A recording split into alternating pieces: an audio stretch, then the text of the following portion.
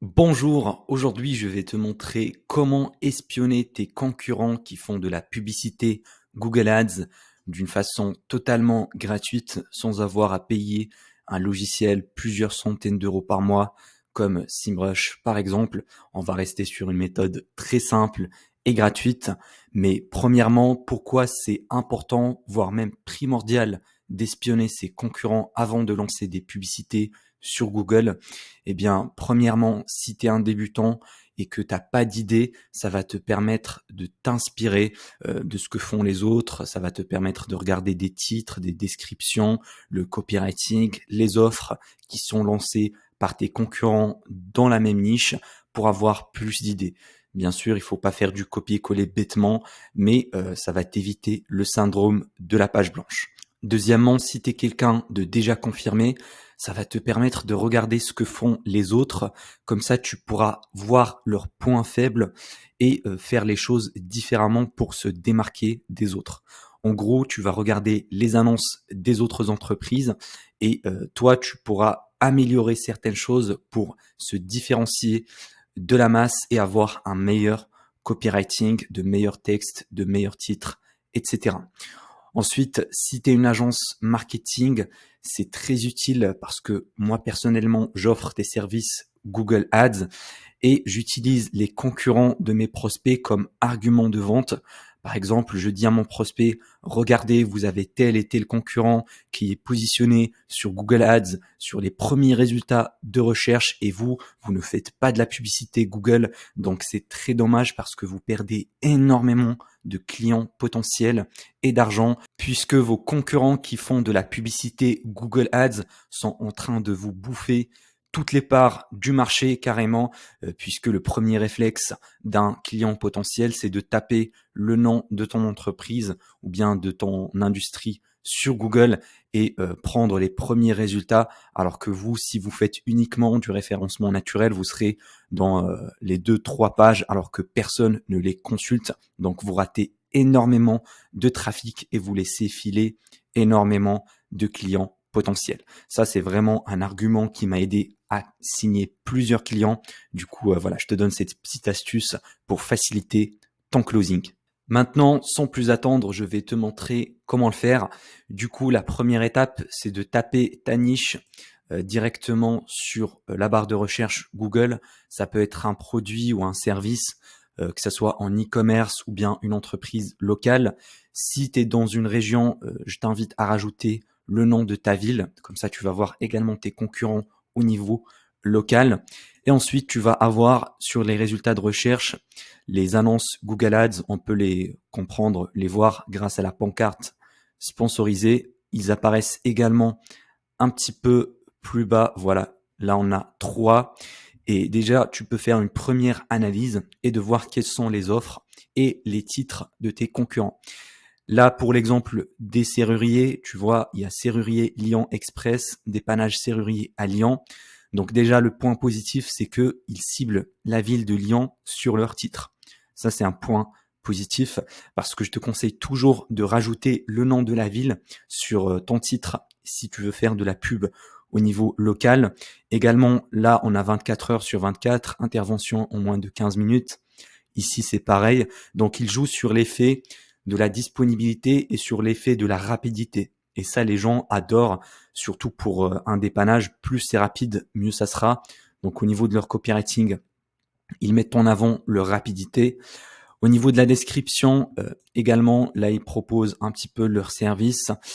Si on descend un petit peu plus bas, pareil pour les autres, ils sont en train de cibler Lyon et Villeurbanne. Ici, pareil, Lyon.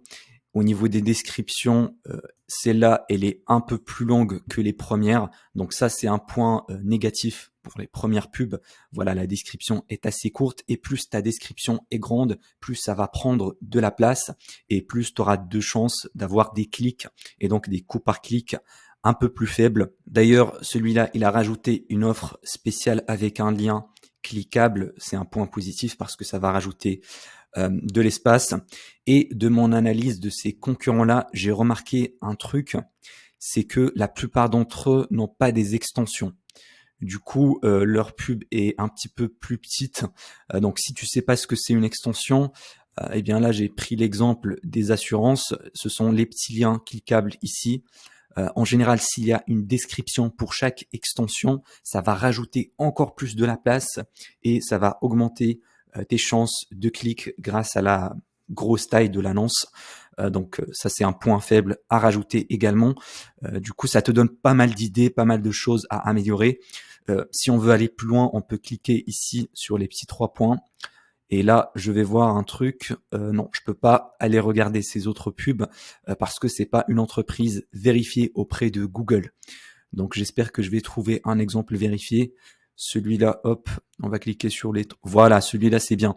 À propos de cet annonceur. Donc ça, c'est un annonceur Hop Assistance qui a été vérifié par Google. Du coup, on peut cliquer ici sur voir d'autres annonces. Et là, Google va me sortir toutes les annonces publiées par cette entreprise-là, par l'annonceur. Je peux choisir, par exemple, une date précise ou bien, moi, je la laisse comme ça par défaut. Choisir l'emplacement par région si, par exemple, tu es à l'étranger et que tu veux voir les publicités lancées en France. Là, au niveau des formats, on peut choisir soit image, soit texte, soit vidéo pour voir leur stratégie.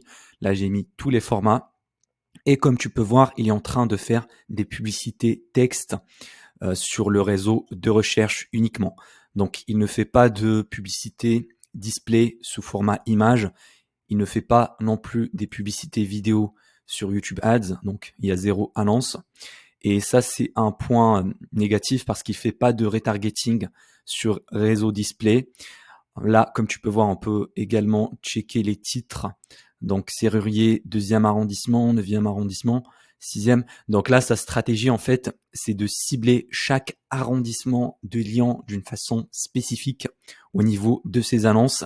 Et ça, c'est une bonne tactique que j'utilise pour tous mes clients.